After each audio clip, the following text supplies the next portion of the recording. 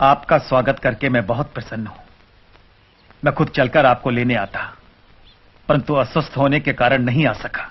इतने वर्षों बाद आपसे भेंट करके मुझे भी अच्छा लग रहा है। लंदन में मिले थे, वो दशहरे का दिन था। हाँ, तब वहां इंडिया हाउस में भी आपके स्वागत का सुअवसर प्राप्त हुआ था। बहुत समय बीत गया। आपने रत्नागिरी में हरिजन उद्धार का जो काम किया वो बहुत प्रशंसनीय है। हरिजन? हाँ, मेरे विचार से शूद्र शब्द का इस्तेमाल हमें नहीं करना चाहिए। उसकी जगह हरिजन कहना ठीक है। हरिजन तो हम सभी हैं। आप जिन्हें हरिजन कह रहे हैं वे शोषित हैं, पीड़ित हैं। मेरे विचार में जिस जाति व्यवस्था, कास्ट सिस्टम ने उन्हें इस दशा में लाया है उसे समाप्त कर देना चाहिए। नहीं नहीं, ऐसा करने से तो उलझनें बढ़ेंगी। कास्ट सिस्टम में मेरा पूरा विश्वास है। वो हिंदू धर्म से अलग नहीं है। 4 वर्णों में विभाजित ये व्यवस्था हिंदू धर्म का आधार है। वो नेचुरल है और जरूरी भी। छुआछूत इसके कारण पैदा नहीं हुई। वो तो हिंदू धर्म के माथे का कलंक है, उसका अंग नहीं।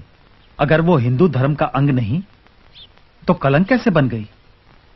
छुआछूत को समाप्त करने का एक ही रास्ता है, कास्ट सिस्टम को मिटा दिया जाए। कास्ट सिस्टम में महान शक्ति छिपी हुई है।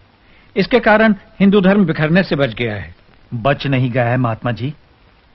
कास्ट सिस्टम के कारण हमारा धर्म, हमारा समाज समाप्त होने के निकट पहुंच गया है। जिन्हें आप निम्न जाति का कहते हैं, उन लोगों को अपने महान धर्म से अलग होने से बचाना है, और जो अलग हो चुके हैं उन्हें वापस लाना है। मैं भी धर्म परिवर्तन के विरुद्ध हूं, परंतु सदियों पहले जो दूसरा धर्म अपना चुके हैं उन्हें वापस लाने की कोई जरूरत नहीं है। उन्हें वापस आना भी नहीं चाहिए। सोच समझकर, भले बुरे का विचार करके अगर कोई व्यक्ति हिंदुत्व को अपनाना चाहे तो उसे वापस अपने मूल धर्म में आने की स्वतंत्रता क्यों न दी जाए?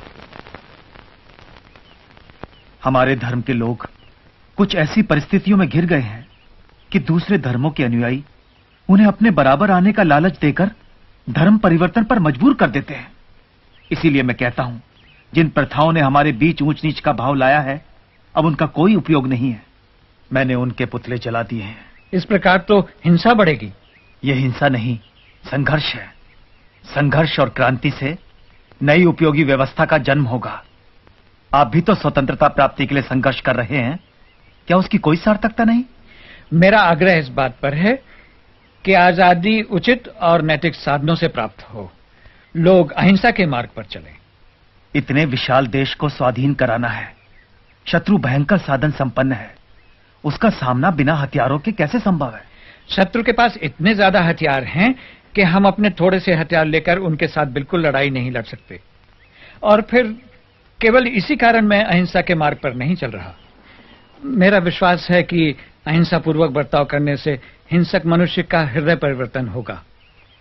यदि एक गाल पर तमाचा खाने के बाद हम दूसरा गाल पेश करेंगे तो हमें दूसरे तमाचे के स्थान पर स्नेह मिलेगा।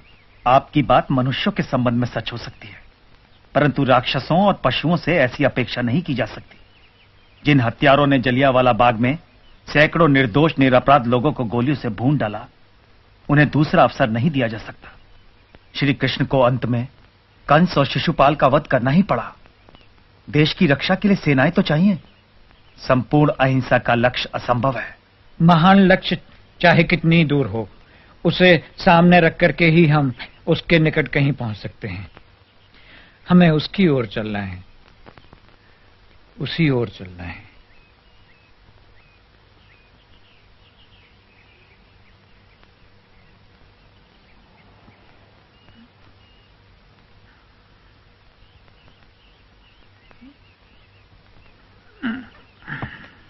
मुझे लगता है हम कई बातों में एक दूसरे से सहमत नहीं हैं, परंतु सावरकर, मुझे इतना अधिकार तो है कि अहिंसा का प्रयोग करूं।